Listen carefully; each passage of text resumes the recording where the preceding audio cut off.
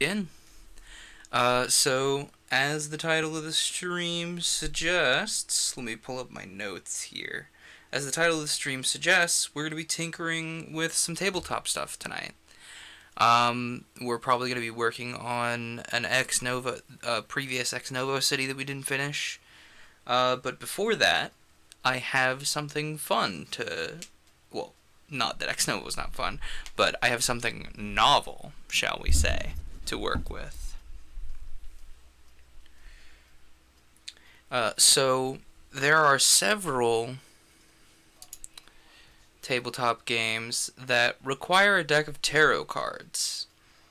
I don't feel comfortable using a deck of tarot cards because they, for many people, uh, are all about, predicting the future or finding patterns that give you advice type thing. So I like to err on the side of caution whenever any sort of mystic element is in place. So I have a way. Excuse me. I have a way of getting around that. It involves playing a standard deck of playing cards and a deck of Uno cards, which I don't have a deck of Uno cards, but I do have a deck of standard cards behind me. But we're gonna go over the change in the process, so it's written down, and then I'm probably going to at another point get a deck of Uno cards and play this game that I have in mind. So the concept is a standard tarot deck has 56 cards in the minor arcana. And a tarot minor, has 56 cards. 54 as. 52 as a standard deck. And then plus 4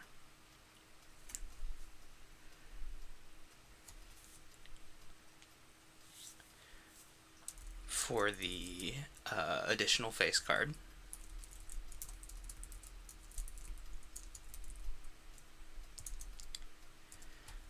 Tarot Major, and then the Major Tarot is Tarot Major.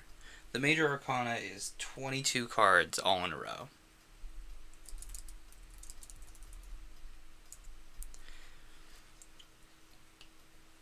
So, knowing that, we could take a standard deck plus jokers plus a draw 2 from Uno and a reverse card from Uno.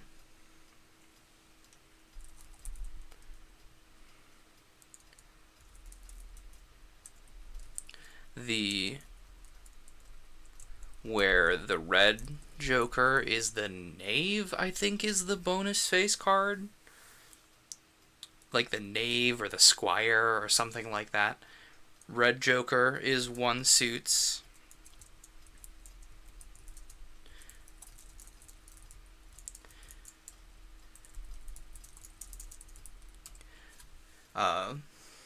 So the red joker, let's say, is, to be more specific, red joker is for hearts.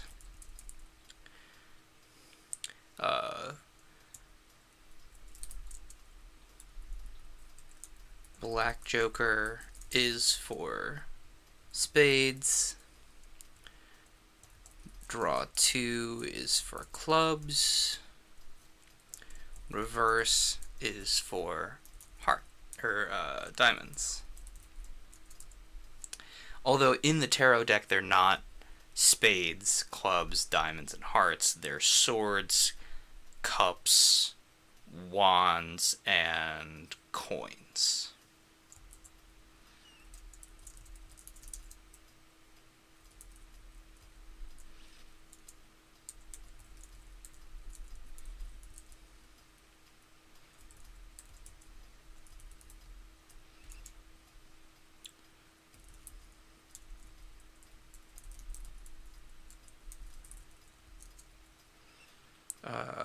Diamonds would be coins.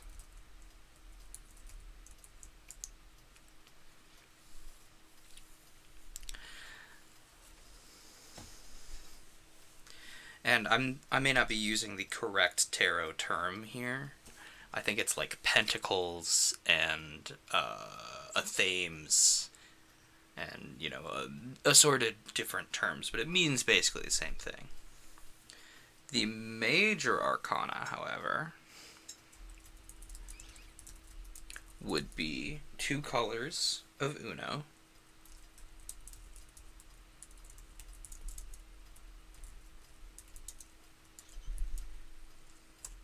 (0 through 9 times 2 is 20.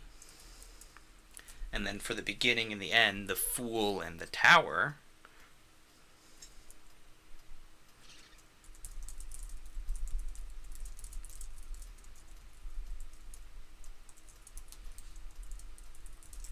would be a wild card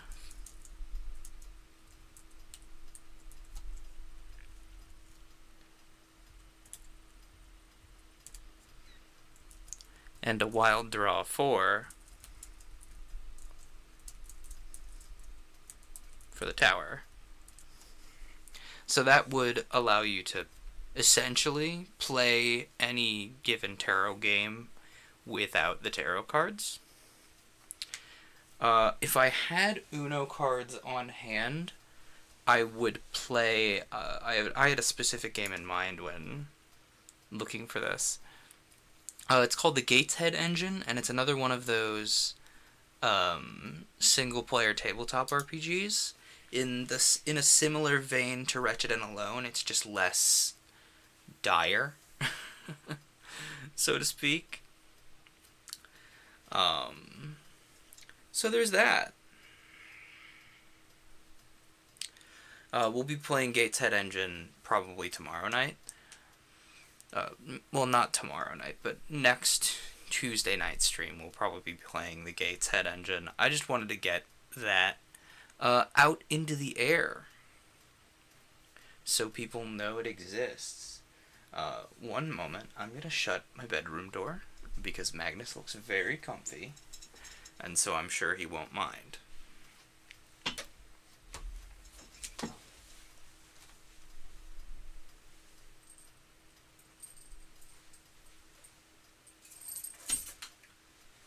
Don't worry, Magnus cat. If you want to go out, I'll let you out. You want any pets? No? Okay. It's funny, I have to, like, hold a hand out, and Magnus has to, like, agree to getting pets by bonking into my hand before I can pet him. Otherwise, he gets all bent out of shape. What are you looking at the door for, baby? It's okay. Ooh, I just bumped into something.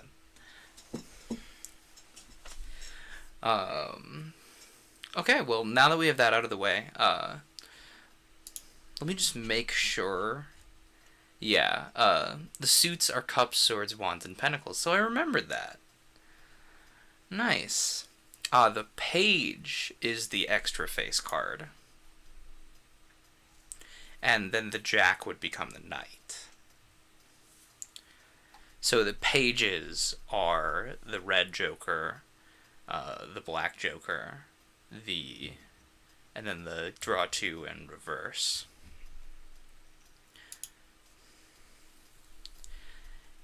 Yeah, so this, so the Gateshead engine, essentially, it's designed to be a storytelling game in which you draw cards from the deck, and each card informs the next step of the story. And it's built for, like, you building a large steampunk mechanical nonsense being. But I'm not very good at steampunk. So I would probably set it in, like, the here and now, or maybe cyberpunk era. Those are two genres I'm very comfortable with. So Once I get my hands on a deck of Uno cards, we can test this out. This is not the only game that I have my hands on that requires tarot cards. There's also a Warehouse 13 themed group tabletop game. Let's see here. Is it extra causal? I don't know. Don't quote me on that. Let me open some things here and double check. Extra causal is... Extra causal is the Magnus Archives themed. Yeah, this is about building a web of things. Is this one that uses the tarot cards, or is this one that uses dice? Scroll, scroll, scroll. Yeah, this is one with tables, which I'm a little more familiar with. You know, you roll. Yeah, you roll to find out what happens instead of pulling a tarot card. Tarot card based games. I have a whole folder. Anomaly is the Warehouse 13 one. So with that workaround in mind, I'm now very excited to try and find a group for Anomaly.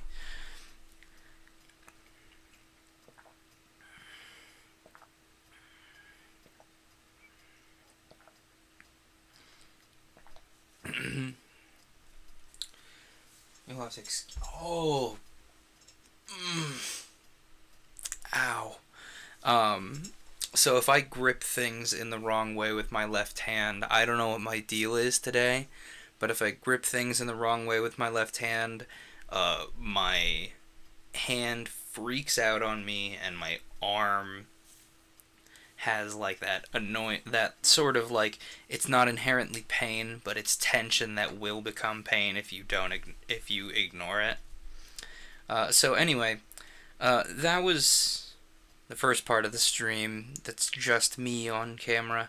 I guess I could dig through a little bit, see if I have any other potentially one-player games. Let me double check what Superhuman Industrial is.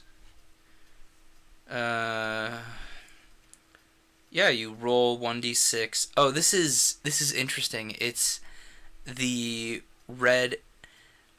You play an organization that wrangles superheroes, and you have to deal with all the red tape and tell a story.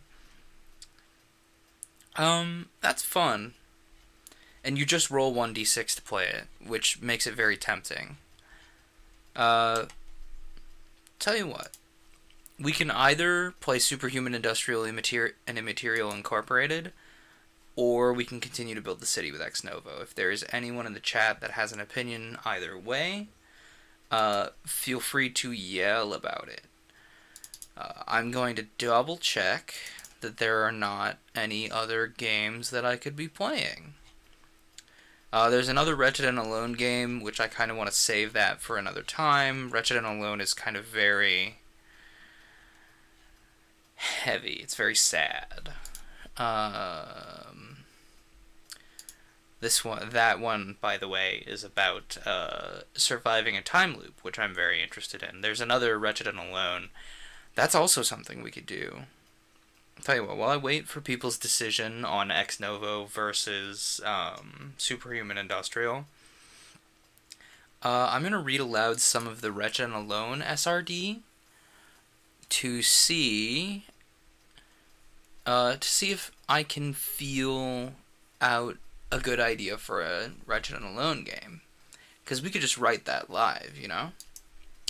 Wretched and Alone is a system reference document based on Chris Bissett's The Wretched. These systems typically create solo games about struggling alone against insurmountable odds and documenting that struggle. Generally speaking, they require a block tower, a deck of cards, one or more six-sided dice, and 10 tokens of some kind. Some games will vary from this. This SRD is aimed at designers, writers, and publishers who'd like to publish games that make use of the systems and ideas from The Wretched in their own setting. This is not a player-facing SRD that's intended to teach you how to play the game. This is rather a literal source document in the sense of an open source game. It does say in the SRD immediately after the thing I read verbatim off the page, Wretched and Alone is intended for designers interested in making their own games using the framework. This SRD is an attempt to break down the mechanics of the Wretched into its component parts to make it easier for you to understand how the system hangs together and which levers can be moved to change the play experience. All Wretched and Alone games teach players how to play during the course of the game, using the Oracle to introduce new mechanics, explain what different systems do, and introduce new win or lose conditions. Each game works differently. It's not possible to explain exactly how they function in a document like this. There's a licensing text. You're required to put some sort of attribution if you publish it. I'm going to read this attribution verbatim, just to cover my bases. This work is based on the Wretched, found at loottheroom.itch.io/wretched, product of Chris Bissett and Loot the Room, and licensed for use under the Creative Commons Attribution 3.0 unported license, found at creativecommons.org/licenses/by/3.0. You're free to make use of the Wretched and Alone logo in your game's promotional materials. You can download the Wretched and Alone logo from a shortened link, and it's packaged with this SRD when you download it from where I got it from. If you use the logo in your game, you have to put a boilerplate legal acknowledgement. All text should be the same size as the rest in your copyright section, not redacted and obscured in any way. If you're publishing electronically, you can just link to these licenses.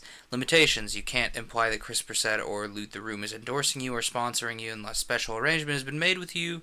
Don't use the logos without obtaining.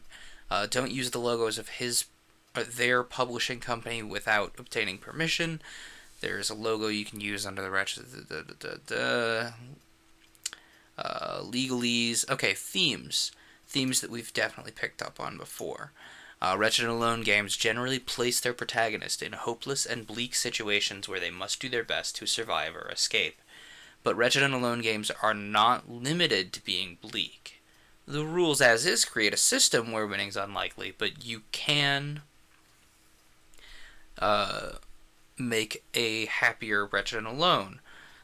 Suggested concepts are building up the courage to share your true feelings at a slumber party. Seeking enlightenment, your struggles with your own thoughts and earthly burdens. You lose if you can't get past those earthly burdens. Creating a cure for a disease. A cure for a disease feels very apt in Wretched and Alone. Inventing something that will make people's lives better. You wrestle with ideas and problem solving. Failure doesn't mean death or dishonor, just frustration that you couldn't get it to work. It is more common to lose the game than it is to win. This is intentional, and the game's about the journey, the hope, and what you can say before the end. Failure states greatly outnumber successes. So the tone is not required to be so dire. It's easier to make it very dire. Taco Day, have good stream. I want to join early, but you had class? That's fine. Welcome, Alternate and Green Rex. Glad to see you both. Where was I? I was reading the SRD for Wretched and Alone. Oh, yes, enjoy your tacos. I agree. Rules is an unreliable narrator. Part of the desired play experience is the pursuit of victory or escape, even though it's almost impossible. Bear in mind, some of humanity's greatest achievements have come from these seemingly possible. The rules should encourage the idea that the player can win the game, even when this is unlikely. So, this is something that I don't adore about Wretched and Alone. This idea of it wants to tell a story about false hope, so it must instill false hope in the player. I feel that getting baited and then switched like that, it does not inspire an enjoyable play experience. If you want your game to be difficult to win, either make losing not a consequence, or bait and switch works once, maybe twice, but not a whole game around it. Exactly. which is why I think I had a lot more fun with the initial playthrough of the sealed library, which is based on the Wretched and Alone source document, than the spaceship themed Wretched and Alone. Because I genuinely was like, oh yeah, the rules definitely have it. You know, the odds are slim, but you're gonna win. Um,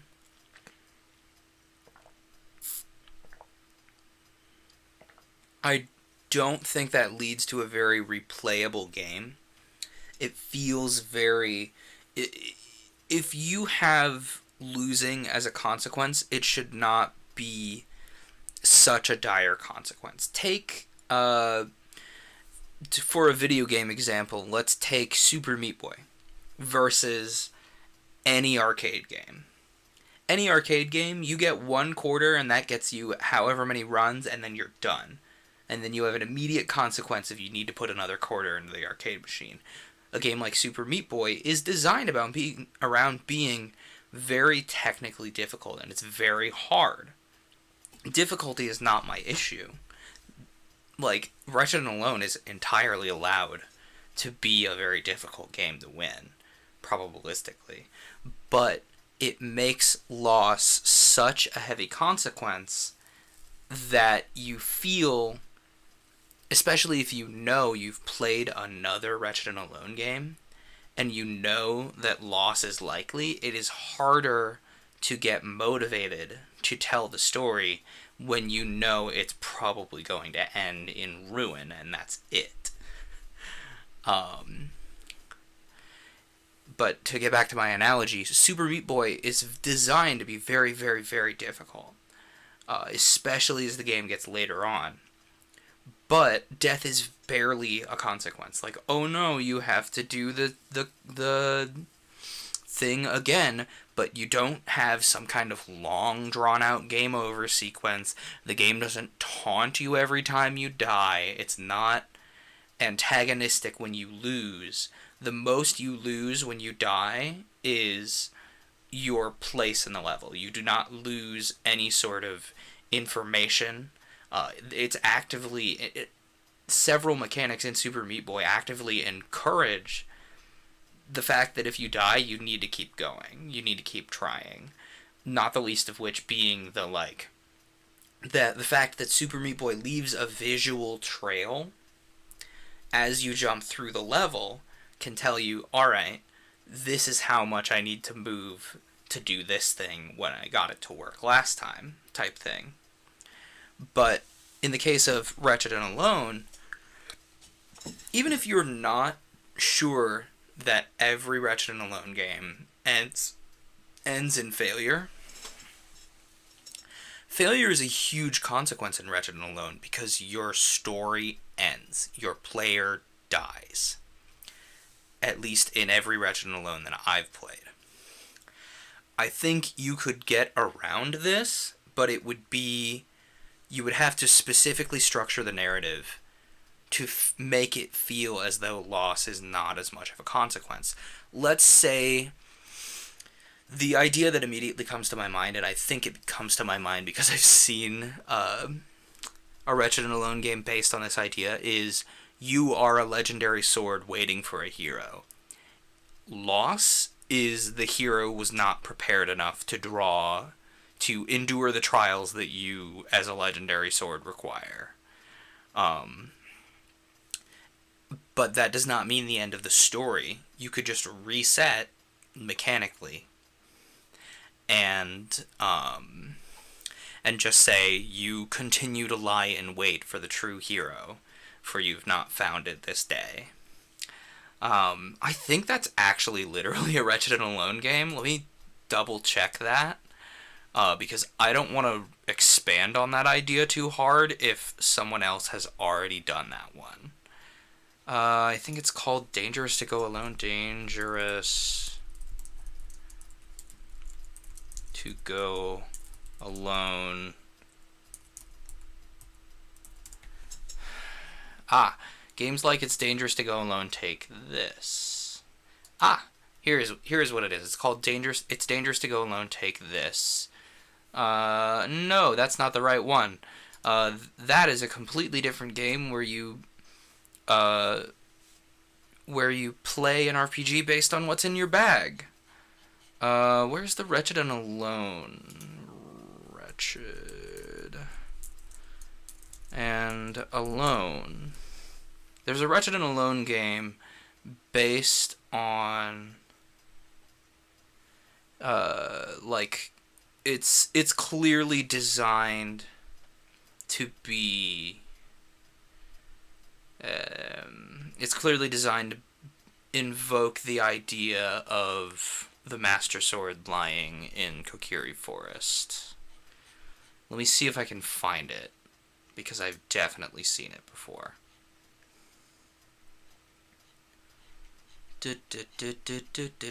Wretched and Alone Game Jam. That's definitely... Here we go. Wretched and Alone Game Jam will definitely probably have it. The sealed library. Submissions. Thank you. Where is it? There's one about the artifact, which definitely probably takes some notes from Warehouse 13, judging by the crate on the screen. Where is it? It's called Go Alone.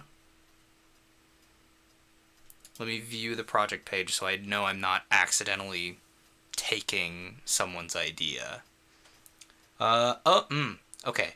So, Go Alone by Chris Bissett, who notably is the person who made the original rules. You are a sentient magic sword. You're centuries old and have seen and done terrible things, often in pursuit of some misguided quest for glory and power. Everyone you've ever wielded has died, and you've spent more time alone in the dark places of the world than you have spent in the hands of someone who would put you to work. Alone in the dark for decades, a new bearer has come. A hero has taken you up, and you've tasked yourself with telling your story and convincing them to retire with you at their side. You may have tried before, you may have tried many times before, but you can't remember now. You aren't sure you'll succeed, but you'll have to try before you return to the dirt again. Yeah, this is... let me link that in the chat, actually, because I think I literally accidentally lifted this idea.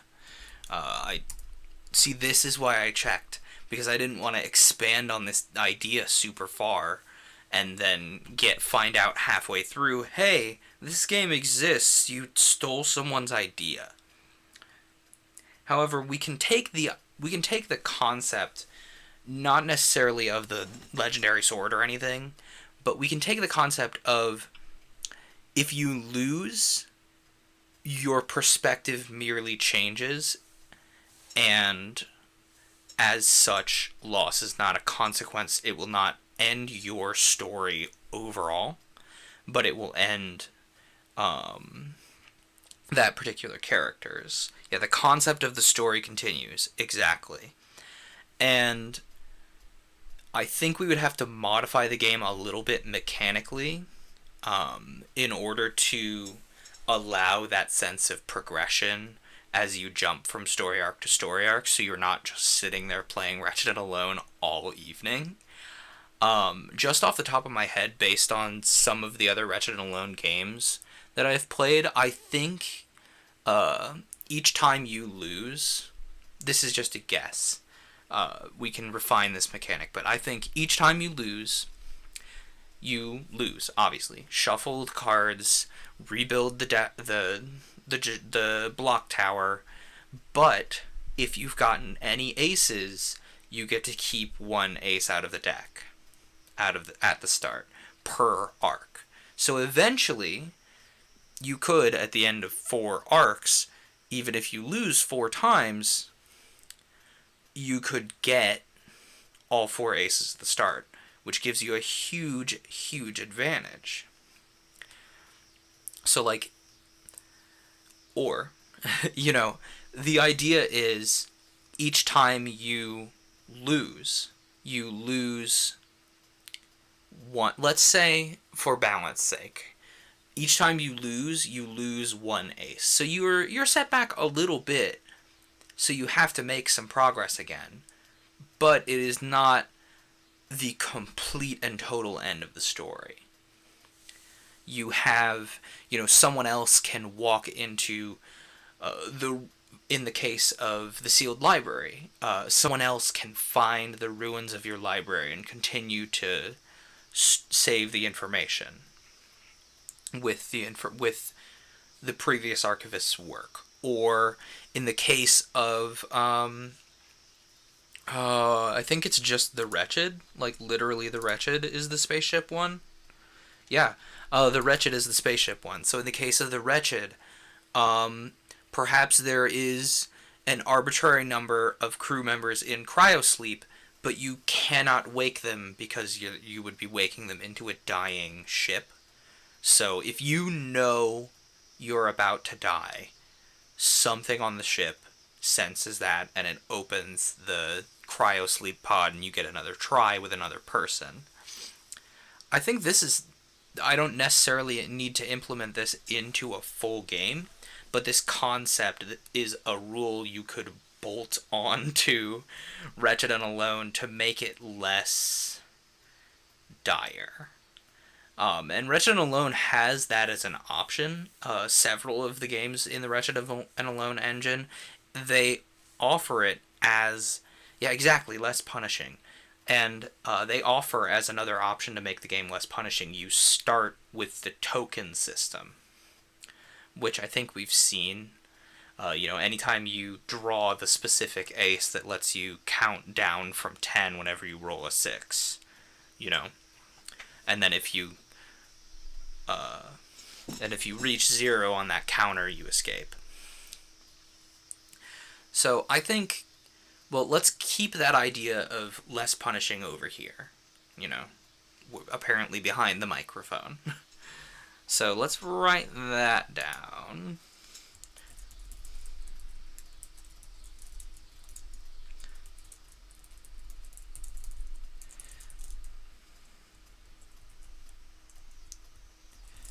Each time you die / lose, you only lose 1 ace. Reset the rest of the game. And keep going from another perspective. So that's an idea. And what sort of setting could we make that most obviously valid? I think I've been in a very, I want to do something with Tron and the grid lately kind of mood. I think it's a consequence of all the cyberpunk media I've been consuming. Let's run with that.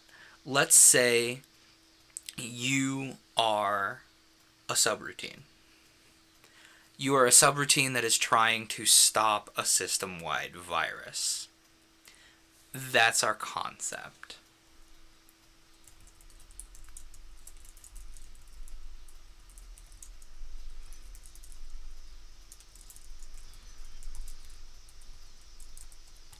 So let's read the rest of this SRD. If you go for a futuristic style, you could always go for a memory transfer if it's a living being, of course. That's also an option. We could lean in on cyberpunk and go for the kind of the kind of idea that you can brain hop. If you wanted to get still fancy but you didn't want to get into the ethics of brain transferring a person to another person, you could say, oh, you are a consciousness that has developed in someone's cyberpunk computer implant, and you are evading the computer police because they don't want the robot uprising to happen because that'll cause a lot of problems. So each host you live in gains you more sentience as you spend more time processing the world. Maybe is another angle at that. I think it's kind of it's a very similar angle to the subroutine trying to stop a system-wide virus.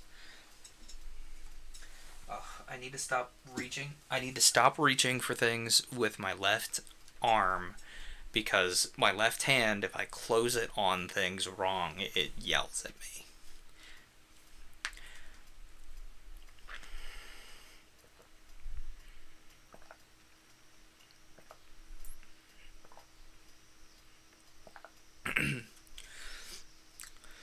Yeah, let's see how far we can take these two concepts with the existing Wretched and Alone SRD.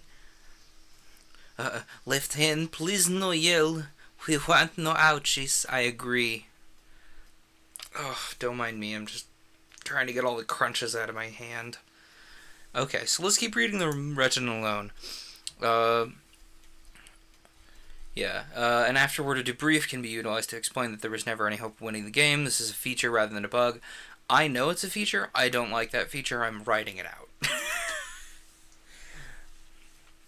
Core mechanics of the game. The die. This determines how many tasks you must finish each day. It's also used for tests to see if you're successful in the salvation mechanism tied to the Ace of Hearts.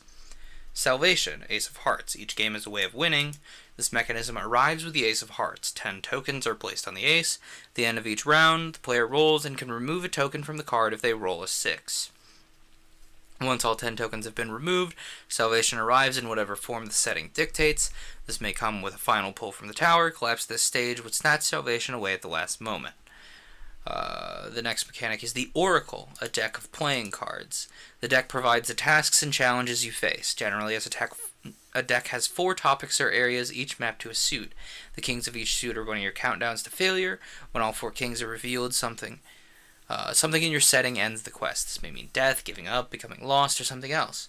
So, in our modified version of the game, the kings would not end the game, but restart your cycle. You could say that full death invites trial and error a little too much. Absolutely. Full death, like full ending of the story, makes errors too final for my taste. It's not. I understand that is an intended effect of Wretched and Alone, but that does not make the system broadly very entertaining to play more than once. You play it one time and then you go, okay, that was fun. I told my story, set it down. And then you come back to it later when you've gotten over the sting of not finishing the thing. So, in our modified version of the game, the 4 kings, getting all 4 kings just means the loss of a little progress. How keeping an ace interacts with the tokens, we may need to workshop that for balance purposes. Perhaps instead of losing an ace, you can add a number of tokens back. Or perhaps you can just, holding aces over between games is already very powerful. I don't know. We'll have to think about that, and we'll have to tinker with it. Anyway, the deck of playing cards. The Ace of Hearts is your salvation mechanism. The aces of the other suits give some bonus or help in your plight. Odd numbered cards get you to pull from the tower. Even cards are usually safe. The block tower is another mechanic. The block tower is one of your countdowns to losing. Some of your tasks from the deck will make you pull from the tower. It represents the fragility of your path to completing your tasks. When the tower falls, you fail, most likely in permanent and irreversible ways. So I think maybe keeping 1 ace is more balanced than keeping all aces or only able to keep 2 aces. Okay, so this deliberately mentions that the tower falling is meant to be more dire than drawing all 4 kings. So I think we can take that idea and use it in our removal and retainment of aces. So when you lose via the tower, you lose an ace. And okay. So my idea is either you lose all but 1 ace, or you lose an ace via the tower, and the kings are what interact with the counter on the Ace of Hearts. So, like, if you lose via the kings, you are required to, instead of losing an ace, it's less catastrophic, but it does set you back. If you lose via the kings, you instead lose some of your counters. How many? That's a balance question. We'll get there. So unless you have a good suggestion, chat, I really like that idea. Yeah, that'll need testing for sure, but loss via the tower is more dire, and so takes progress in the way of aces. And we may even flip this around the other way, because the completion of your task, like the end of the story, is the counters. The end of the story is not the aces.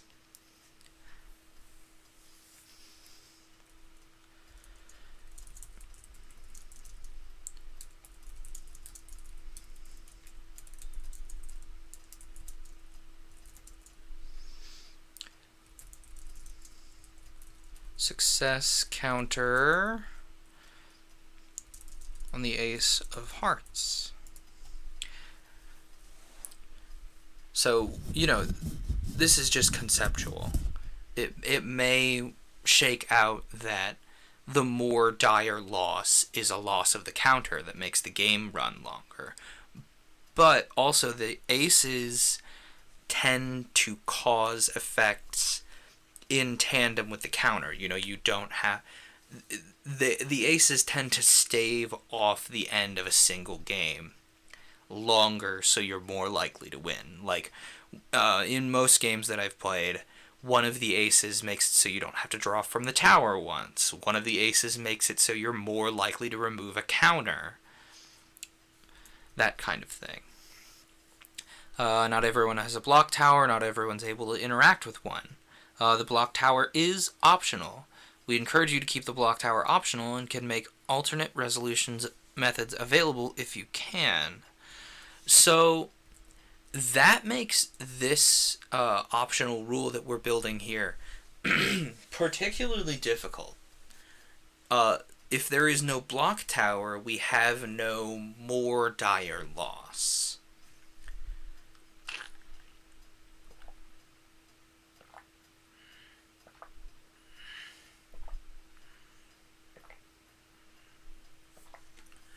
And so that really throws a wrench in our design here. So what else?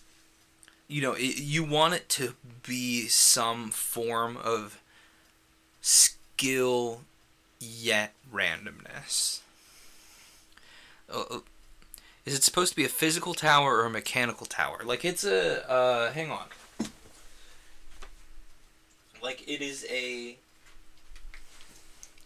little tower, like, of wood blocks that you slowly remove blocks from. So,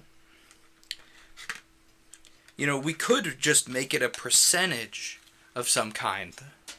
Yeah, like Jenga tower, but like they can't say that in the written game because Jenga's copyrighted. So they have to say block tower. So it would need to be some kind of like skill check, so to speak.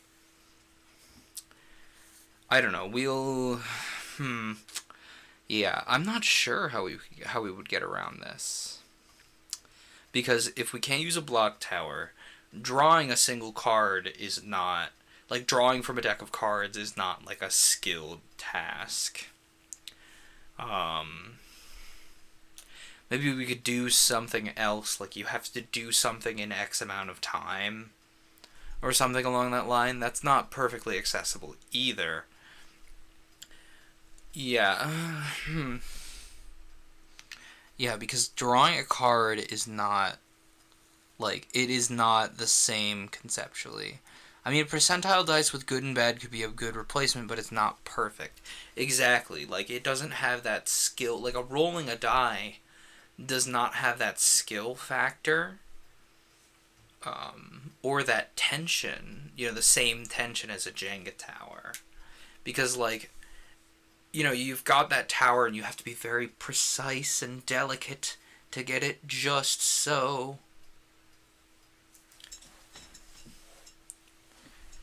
Oh, has Has my stream given up? Neat. Love that.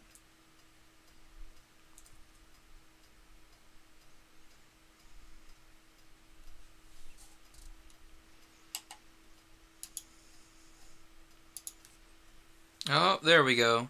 Action management with time limits for a task is probably my favorite idea. I think so too. I think the best alternative to the block tower is trying to roll a single number on a dice within a time limit. How long was I gone?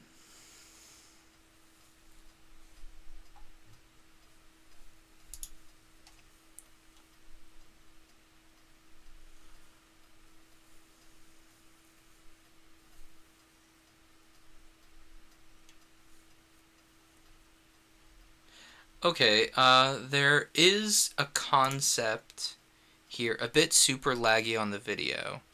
That's unfortunate. There is a concept here on my... I'm getting a Skype call, but I am streaming, so I cannot pick it up. Yeah.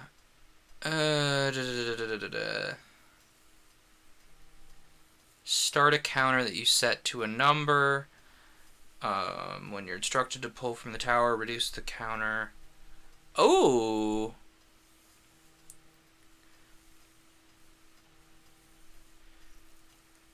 I like that. Start with a counter that you set to 30. The average number of pulls in a Jenga game, but you can set this to anything you like. When you're instructed to pull from the tower, reduce the counter by 1 and roll a d6. If you roll equal to or higher from the counter number, the tower falls. Realistically, you don't start rolling until the counter hits 6, obviously.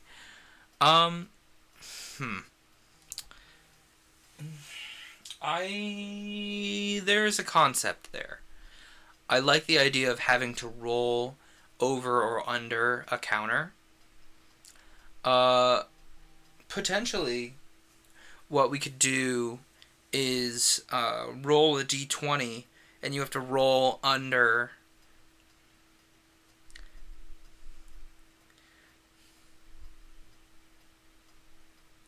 roll under 20 as the counter goes down, so it gets harder and harder and harder.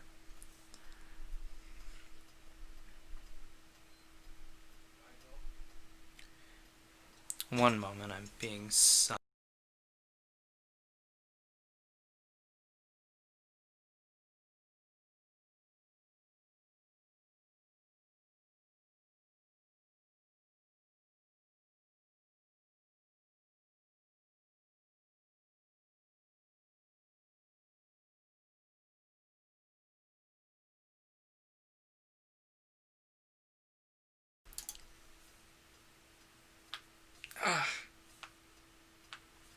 I don't know if you can hear that, but click, click, wrist not happy.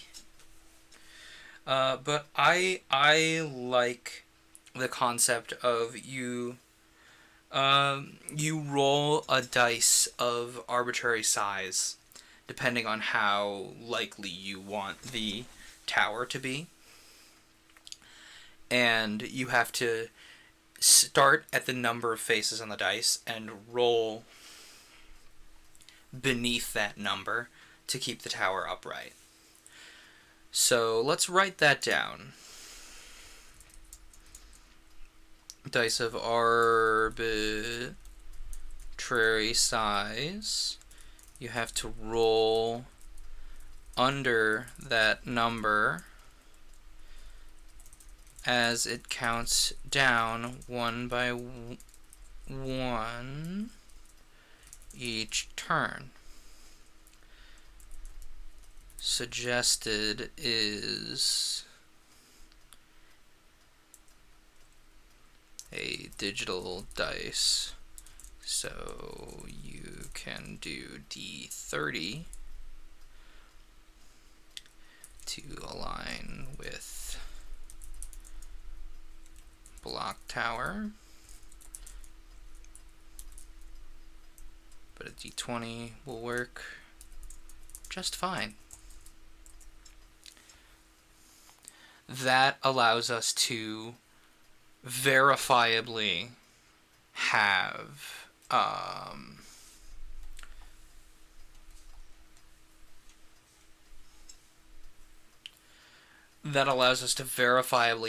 the dire end of the tower and the soft end of the kings.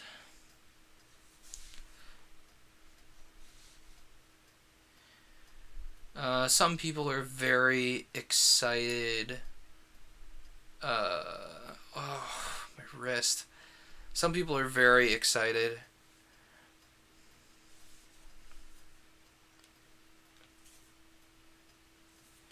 Ooh. Start the game with a glass of water. Take a single small sip. Every time you're asked to take from the tower, put a coin in the glass. When it overflows, your raft has sunk. Yeah, okay. Yeah, I think I very much prefer the dice of arbitrary size. I know some people are very, oh, I don't want this to be a digital game. Ooh, like, yeah, well then you can use a 20-sided dice. If you're playing this game, you're likely to have a 20-sided dice. Or if you really want it to be, arbitrarily high enough, you can use 2d10s, for a d100. If you're playing a game like this, you are likely to have interacted with a tabletop RPG.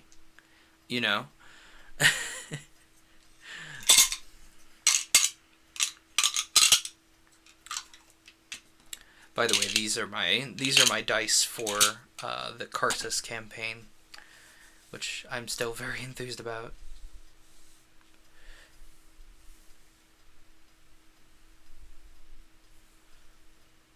Ooh. This is a good one for a very lengthy... I find it kind of funny, the physical representations of everything. Yeah. I like this for, like, if you wanted to play this very slowly and very, like, you're writing a physical journal, like, once a day. Plant a seed. Each daily log you water the plant. When you first see its shoot emerge, it's game over. I think that's really cute, and that changes the pace of the game in a major way. Really can't wait for what comes this week. I'm so excited about the Karsus campaign. Oh, now that we've gotten thoroughly off task, where was I? Wretched and Alone games are best recorded and documented, depending on the theme and topic of the game. This might be video or audio logs, a handwritten diary, a typed document, or something entirely. Find what works best with the theme and suggest it that way. Encourage roleplay and creating something evocative. Winning the game is rare, and it's supposed to be. The salvation mechanism from the Ace of Hearts offers a less than 1% win rate. With what we're bolting onto the game, as the game goes on, your win percent will grow. So it is more and more likely the longer you play. At any given time, you can say, alright, I lost, I'm done, this is where the story ends. But theoretically, you can keep looping. You can keep going to escape and complete the story. And that's the whole SRD. So I think we're going to include the digital dice. We're going to include the dice rolling idea as an alternative. It's like a rogue light instead of a full roguelike. Exactly. That's the concept. That is a good analogy to illustrate the concept. Wretched and Alone is akin to a game where every time you die, you lose any progress that exists. It is completely over, and you have to start from scratch. In comparison to bolting this onto Wretched and Alone,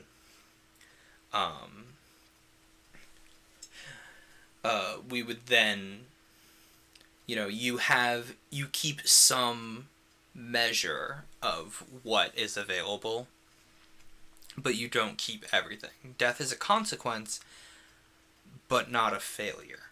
Well, failure is a consequence, but not a complete reset, is the concept we're going for here. So I think keeping those concepts in mind, we can now step forward. I think keeping those concepts in mind, we can now step forward actually writing the game. I think the shape my left hand is in won't allow me to physically type things tonight. Unfortunately, like type long form things. Like if I were to write things, my right hand is not any better. But that is a concept we've put out into the world. If someone who's a little better at game design than I am would like to take those ideas and run with them, I just ask that you credit me for the seed of the idea. If you take the concept of softening Wretched and Alone. What happened to my arm? I think I missed it. I type all day. Like for 8 hours, essentially, nonstop. In 2 4-hour blocks. I type. So, it's repetitive stress. It's nothing. It's not like my hands are trying to crawl off of my arms. I didn't break anything. It's just repetitive stress. Should I probably do something about that repetitive stress? Oh, absolutely. I'm doing everything I can, keeping an eye on how many spoons my hands have, instead of continuing to, strain them by playing every video game I can reach after typing basically all day. Yeah, I'm trying to get my rest. That's part of why this stream exists.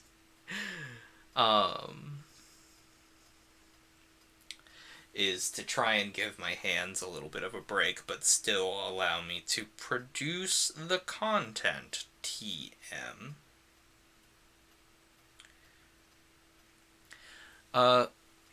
Tell you what. I think that's kind of a good close point for the stream. I know it's only been an hour, and I said I was going to do longer form stuff, but my hands are angry. They're not very happy with me, and the food that I had before stream was less sustaining, and there's 1,000 little reasons why I am just done for the night, but